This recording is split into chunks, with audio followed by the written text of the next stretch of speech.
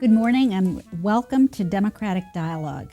This is a monthly program sponsored by the Gloucester Democratic City Committee, which I chair. And the mission is to explore and highlight values and issues that Democrats care about. One of our goals is to make sure that everyone gets a fair chance in this country and this community. And so I'm very pleased today to welcome our guest, Melissa Diamond, who is the president and executive director of Wellspring House. And this is an organization that, of course, cares a lot about families, helps families right here in Gloucester and on the North Shore. And before I turn it over to Melissa because I want to find out how you got here, what your background is, what Wellspring House's mission and programs are. I just want to say that one of the most memorable experiences I've ever had in Gloucester since coming here about 10 years ago to live full-time is the annual Wellspring Luncheon, which is it's sort of an extravaganza for the North Shore because it takes place in a hotel off of Route 1. And I think about 600 to 700 women attend. And so the overwhelming impression and the theme when you see, hundreds of women that arriving, and they're all dressed, beautifully, and all of the politicians are there, who are, of course, all women. And the theme is that empowering and supporting women can change the world. And that's what it seems like, at least when you're living through it. And there are very few men, except people, of course, waiting on tables and bringing the lunches. And, so it's, anyway, that has been a memorable experience that I've actually had the privilege of going to for several years. But now, Melissa, tell us more about this juxtaposition of the luncheon, but Wellspring's programs, and it's because everybody feels so passionate about the programs. Sure. Well, Wellspring House was founded in 1981, and really the way that the organization got started is very much how we operate still today. Really, our goal is to be very smart and observant about what's happening in the community and understanding what families really need to be successful and have the support that will help them be successful.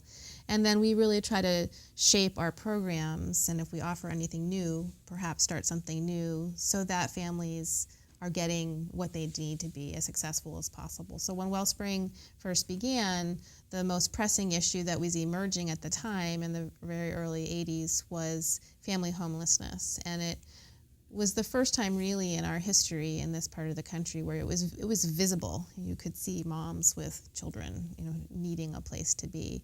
And Wellspring was founded by a group of friends who felt very passionately about doing something about this need. So they purchased the property where our main offices are and started taking in families who needed help. We still have a family shelter here in Gloucester.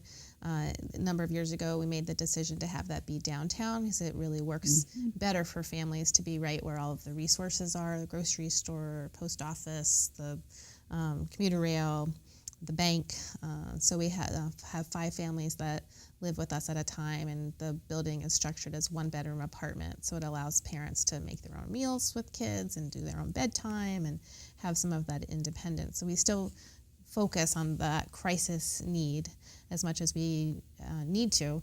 And then over the years, we've really focused more on building the foundation so that families don't have to be in crisis.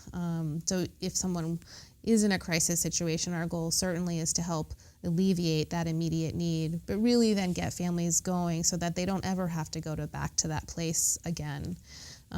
So where we are today in our culture in the United States is certainly in this part of the country, it's more expensive to live than it ever has been. And Massachusetts, depending on what study you look at, the housing costs in Massachusetts are growing at a rate that is one of the fastest rates of growth in the nation. So folks who are used to, or years ago made plans to be in a particular job, earning a particular wage, those wages no longer meet the needs for families to pay their rent and buy food. And so that's really the conundrum that we have, is that people want to stay in their own community, and we very much want people to stay in their own community, and it's becoming more expensive to be here. And some of the systems that were created years ago for affordable housing are not nearly as effective as they used to be. So there's not enough affordable housing for the families who need it. There's not, mostly, certainly at the federal level, there's not additional funding being made available for housing. So it's really up to local communities to try to solve some of those problems. So I'm curious, how did you get to Wellspring, or how did Wellspring find you? And how long ago did this happen? What the happy combination is that I'm a Gloucester resident and I've lived here for 20 years. So I've known about Wellspring for some time. I've always worked in nonprofits. It's something that I figured out that I wanted to do when I was much younger. So I've been working in Massachusetts in the nonprofit world since 1993. And I got my start in domestic violence organizations, and I worked in shelters. And then I've had quite a bit of time in healthcare. I have a master's in public health. So the things that I'm really interested in have to do with what systems can we put in place to help our community be as healthy as it can be. And in this case, what systems can we put in place so that families can thrive? So when there was a position available at Wellspring, I was working at another job, not really looking to change, but it felt like such an important opportunity to have the chance to do this work in the community where I live, where I'm going to continue to be, where I'm raising my son. So that feels really like a privilege to be able to be doing work that I care about where I live. Well, those are very interesting perspectives, I think, that you bring to the job. You mentioned housing costs, obviously, which is, we've all experienced affordable housing, and Gloucester, Rockport, are becoming, or in danger of becoming, places where there's just not enough affordable housing. But what other issues have you seen that affect families, vulnerable families, and contribute to their being more likely than before to finding themselves homeless or So really, in need of shelter? Really, it's about the economic underpinning of what is causing families to be stressed. And so the biggest cost that families have is housing. So that's what's driving the fact that what people are earning is not enough, or not nearly enough compared to what it used to be. So where we've chosen to focus a great deal of our attention is helping parents to have better wages. And in order to do that, people need more training. So if someone either hasn't completed a high school program or does not have a high school credential with a GED, let's say, helping someone do that. But really, we're at a point also in the United States, certainly in the Northeast, where a high school credential is not enough to be earning a wage that really pays the bills. And so, a system that was created for everyone, our public school system, does not suffice any longer to making sure that an adult who has children can support that family. So what that means is we're confronted with finding ways to help folks get more training and education. And that could be a degree, it could be a 2-year degree or a 4-year degree, it could be a job training program. We have a partnership with Gloucester High School, and we work with seniors in the high school, and one of the things that we talk about is that every single person here in this room, in the senior class, is going to need more training. Now, there are lots of ways to do that. It could be on the job training, it could be an apprenticeship, but more than what high school provides in order to continue on in the workplace. So is that something new that started working with the Gloucester Public Schools? That particular Relatively new? project, we're in our second year around that. And so Wellspring really started to have a focus on education in addition to housing in the mid-90s. So that was when the board and the leaders of the organization at that time built an education center at our main site in West Gloucester. And so we've been running classes there since the mid-90s. 3 years ago, we launched a career advising program. So we found that, and it's not unique to Wellspring, but in any education program, there's a beginning and an end. And someone can do very well in a particular course or a particular program, but that doesn't necessarily guarantee that they're actually going to matriculate into the job they're looking for or really make headway on the career path that they're aiming to follow. So our career advising program is a program for anyone, an individual person who's really looking to figure out where they're going next. And it's available to folks who are in any of our education programs as well as the general community. And so once we built that program out and we had a couple of years working with adults, anywhere from the early 20s to their 60s, we found that it really might make sense to provide some of that similar support to folks who were finishing high school. And that came about because the high school reached out to us and really has been very open about wanting to provide more resources to students in the graduating class who need more support to figure out what they're doing next. Yeah, and we actually had a speaker at one of our monthly meetings about the public school systems and some of the issues that they're facing. Right. Which are, frankly, not necessarily the ones that existed 20 years ago, 30 years ago. And students have multiple needs. Families, can often be in crisis, and the students are trying to go to school, and it's very difficult. But so how does the school refer students to you? Do the students find you themselves? I mean, is it, obviously, it's not every student who would necessarily benefit. Right.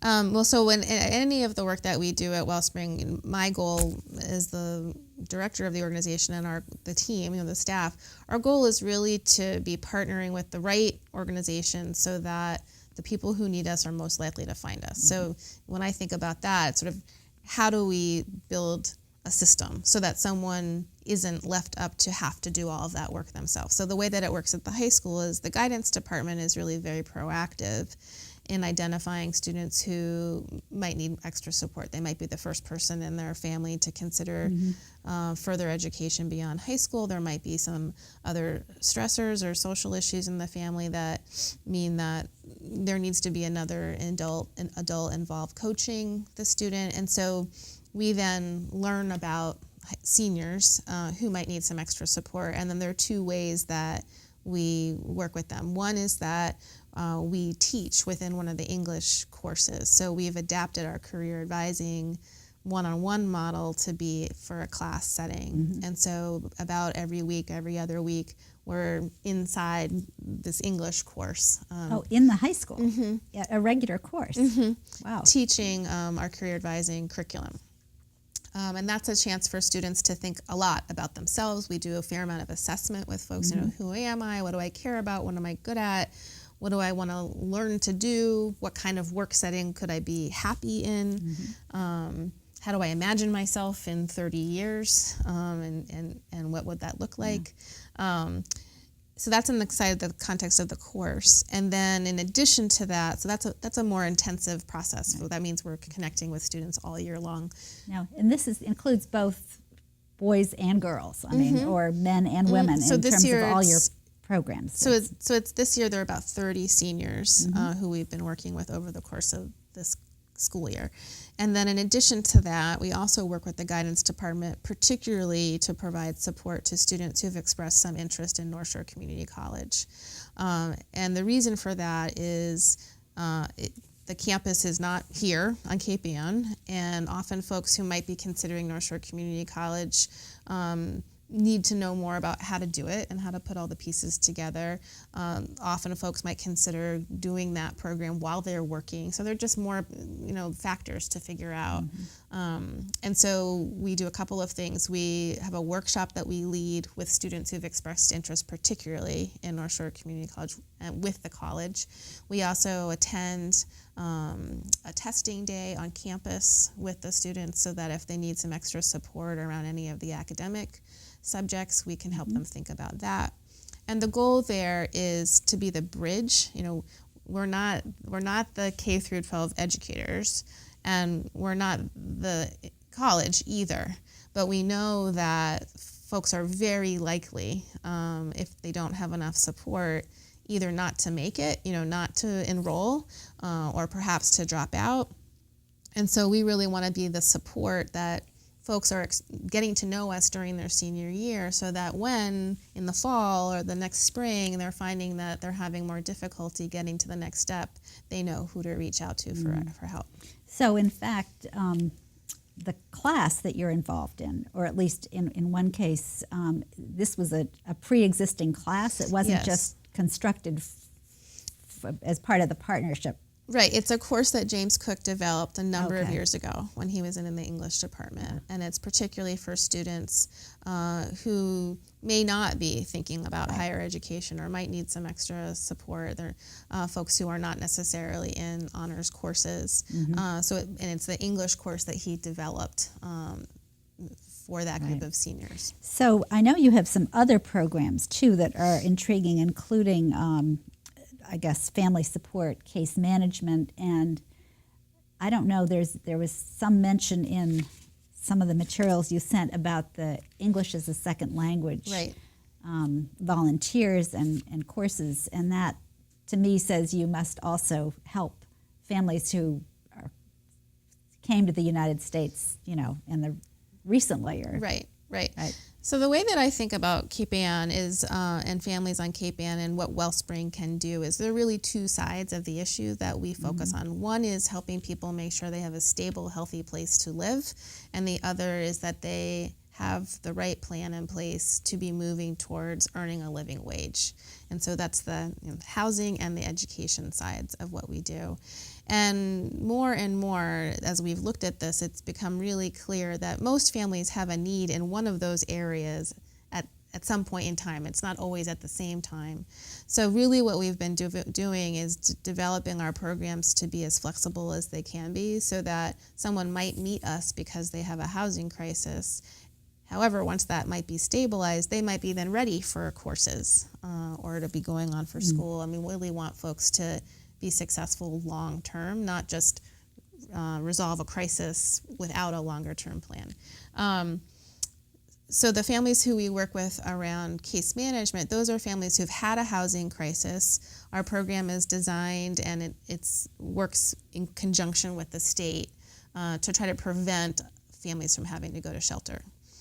So we have some families who are in shelter, and we have a much larger group of families who we are trying to prevent from going to shelter at all. And so folks who might be facing eviction or some other crisis, and helping them to access some state funds and then have support to ideally stay where they are, or perhaps move into another apartment but in the same community without needing to quit their jobs or children needing to change schools. And we stay with those families for at least a year. So as they're then making their next plans about working and childcare and how to be doing well longer term, we're there to help sort out what some of those needs are. So at least 12 months, and then we also sometimes will choose, depending on what the family's needs are, to offer to stay involved for another 6 months or another 6 months after that. So that's the case management program. And the families that we work with there are from sort of the northern part of the North Shore, sort of Salem north, through all of Cape Ann. Are they referred from other communities? So we have a partnership. We're a contractor for the state for this program, and so we work in conjunction with Lynn Housing and Neighborhood Development together. And so when a family is identified as having sought out support through the Department of Transitional Assistance. If they're in the northern part of the North Shore, Wellspring works with them, and if they're in the southern part of the North Shore, then Lynn Housing would work with them. So we can cover that territory together. And then your question about the education piece. So we really have a kind of a menu of education programs for folks who have needs all along the spectrum. So if someone is in a family that's newly arriving from another country and their primary language is a language other than English and they're looking to become proficient in English, we have a program here that's been operating for many years based out of the Sawyer Free Library. And that's a program where we have at any given time about 80 volunteers a year that are tutors who work one-on-one with students. And then we also offer some introductory coursework for folks who are really beginners with English. And so what's nice about that is it's very flexible. It's very human intensive, one tutor for every student, but it's a very comfortable relationship-based way to learn.